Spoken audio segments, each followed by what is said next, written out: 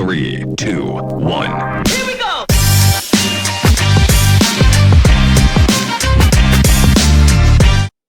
Welcome back. We are back for another week, another episode on Fix the Conversation. This one's a good one. How to read a room in 30 seconds or less and how to adjust your message accordingly. All right. This is a biggie. I have a really great keynote that I deliver on the same topic, but in a lot more detail as well too.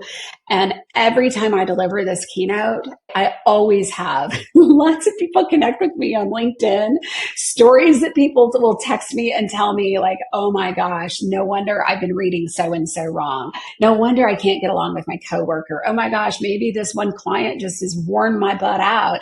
But now it's, oh, I get it now. So much of what I preach and teach about is just self-awareness and understanding how you communicate and how others communicate and how we can bridge that divide. So I'm going to ask you, have you ever walked out of a meeting and you felt, oh my gosh, like that didn't feel good. Something didn't land. I didn't connect with that person. That's how I feel when I have certain meetings with certain types of people. It's hard for me to connect. And I walk out of meetings going, what could I have done to connect better with that person? I'm a relationship-based person. The connection point is where I tend to want to land with people. And the problem is that we tend to walk into conversations thinking, what do I need to say? I'm going to this meeting. I need to make sure that so-and-so hears X, Y, and Z. And that's the wrong question to be asking. The better question is, who am I talking to? Because if you miss that, your message, it absolutely doesn't land. Okay. So here's what I want you to think about. And here's what I communicate with my clients as well too. When you walk into a meeting of people that you don't know very well, or maybe this is your first exchange with them, and maybe it's a virtual meeting and you're just trying to get to know somebody for the first time or whatever. Here's what I want you to do. I think it's always good to put people in buckets. So are they a fast-paced person? Are they more of a slower-paced person? Are they people-focused or are they results-focused? Do they need that bigger picture or are they more detail oriented? But first things first, are they people focused or results focused? And here's the thing. When you walk into a conversation or you're in a meeting with a prospect or whatever, and they say something along the lines of, okay, so what's on the agenda? What are we here to discuss? Let me tell you, the results-oriented people, those are exactly the words that they will say because they want to get down to the details. They want to get down to the task at hand first. Now, if they're more people-oriented, they're going to say something like, oh my gosh, I went to 7 Brew this morning as well too. What's your favorite drink at Starbucks this season? Or whatever. They're going to say something to try to have a connection point with you. Whereas your results-oriented people are going to be like, let's get down into the data, the facts. Let's talk about the task at hand.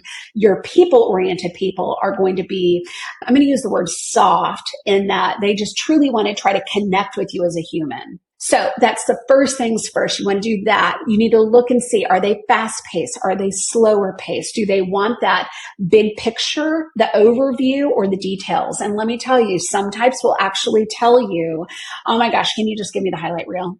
Just give me 2 or 3 bullet points about this. And some people actually tell you, they will ask, do you have more information that you can share? If they are detail oriented, we need to lean into that more because if you're more of a fast-paced decision maker, I just want to get to it as quickly as possible. And sometimes when I'm meeting with my clients who I know are a lot more detail oriented, or I'm hopping on a phone call with someone who I can just gauge by a LinkedIn profile or gauge by some of our exchanges, setting up a meeting, hey, they require a little bit more detail. I want to make sure that they have everything that they need in order to make those decisions. I want you to think about it like this. If you're walking into a meeting with a CFO, which I know a lot of people who are going to be listening to this are in the accounting space, finance, private equity, sales people as well too. I work with a lot of sales teams. So a lot of these types of people, especially in business development, you're going out and getting business and whatnot.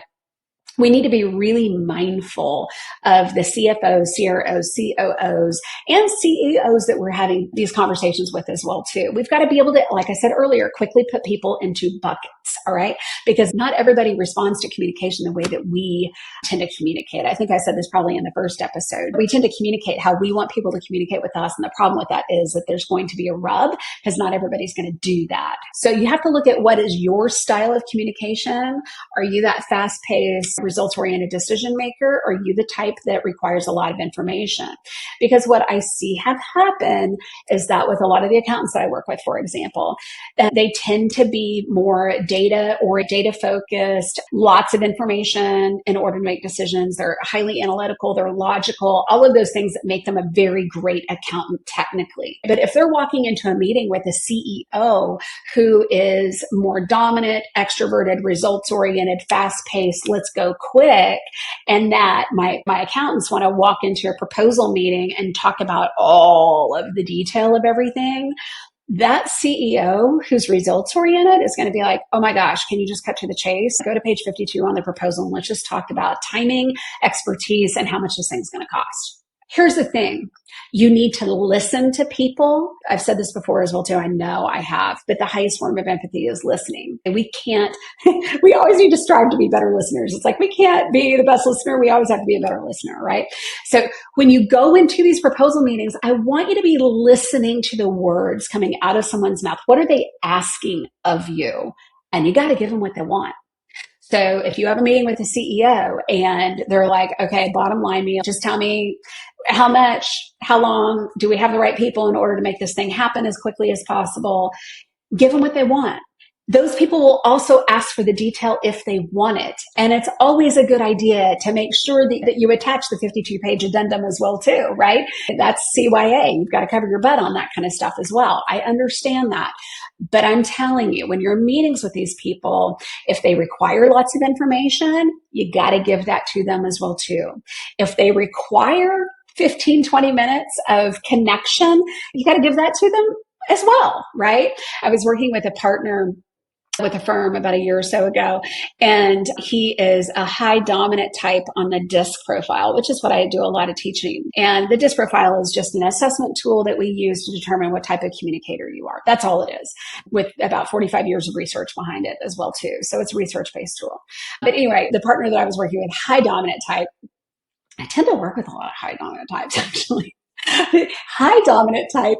And he and I were on the phone and he was like, okay, Heather, I've got this client. And this client was a big client. I'm talking $1 million in fees a year kind of client. All right. This is a big deal client.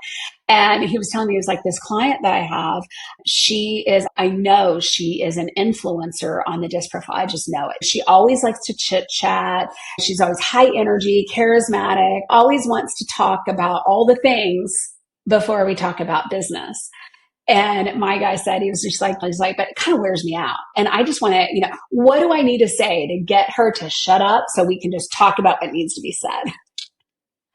And I just laughed because when I asked this guy, I was just like, so tell me, I'm just going to say John is his name. It's not his name, but if he's listening, he'll laugh. Okay, John, tell me, like, how big of a client is this for you?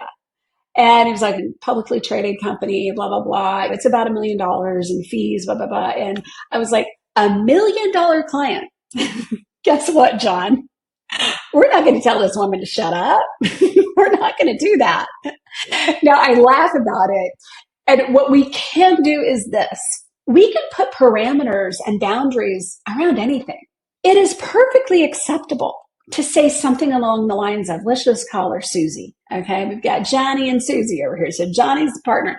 I was like, John, you just need to tell Susie, hey, Susie, I've got 30 minutes on the calendar for our discussion today. I want to make sure that we cover X, Y, and Z. Okay.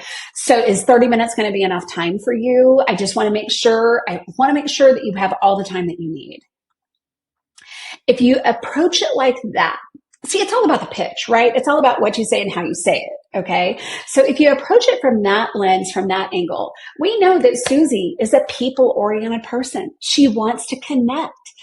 When we don't take a minute to connect with her, she doesn't trust you. And let me tell you, babe, if there's no trust, there's no deal. And when the contract is over with your firm, they will go out for bid and they'll find somebody else. That's how this works. So you have to be able to find these connection points to be able to give them what they want. Johnny and I were talking and I was just like, you've got to be able to tell her, hey, I've got 30 minutes for you. Is that going to be enough time? What that tells her is, hey, oh my gosh, they're thinking about me. They're making sure that I have all the time that I need to be able to do all the things that I want to accomplish on this phone. on this call or whatever. So she sees it as we're being respectful, we're being courteous of time and that kind of thing. Also, you've put it out there, I have 30 minutes. Like I don't have an hour and a half, I have 30 minutes. We accomplish multiple things by putting expectations out there, but we've got to be clear and we've got to be kind about expectations too. So the next time that you're in a meeting with somebody, this whole how do you read a room in 30 seconds or less, it's pretty darn easy. I want you to take a look at how the person is reacting and responding. Are they fast paced? Are they slower paced? Are they people focused? Are they results focused? Do they want the big picture? Do they want the details? Those are the three questions that you need to be asking. Okay. And let me repeat one more time. Are they fast or slow paced? Are they people or results oriented? Do they want the big picture or do they want the details? When we can put people in buckets, is what I call it. We can just put them in buckets.